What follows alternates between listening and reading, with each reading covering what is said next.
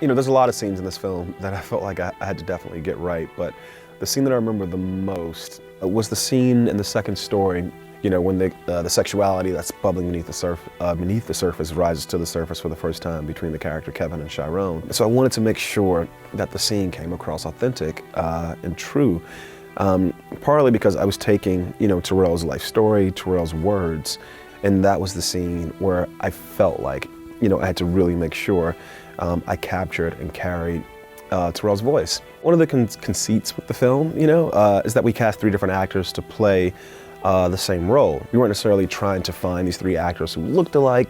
You know, we were more concerned with actors who had the same sort of like feeling. People who watch this or read this will know exactly who Walter Murch is, but for those who don't, he was or is Francis Ford Coppola's editor and sound designer. His thesis was, the eyes are the window into the soul. And so as an editor, when you make a cut, you're breaking this connection between the audience and the actors. So I thought if I could find these actors with the same eyes, you know, the audience will connect to this guy's soul. The movie is working on this sort of element of the world is shaping these young men. And I think between each chapter, the world has shaped him so much that he's become almost a different person. You know, I learned a lot of things making Moonlight. The thing I learned the most with this film was about patience on set. You know, we made this film in 25 days. We could have done it in maybe 21 or 22 if we really sort of like just got after it. And story 1, you know, the last scene where Little walks in, sits down at the table and asks this like massive question.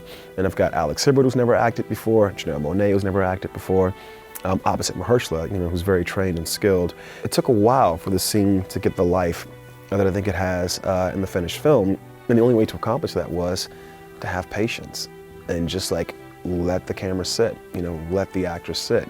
The production mind, the production side of my mind is like, man, we lost like 3 hours that day because we didn't really capture anything. It was like, oh, no, those 3 hours are definitely in the performance because we took the time to allow ourselves to find it. So I think patience is the key.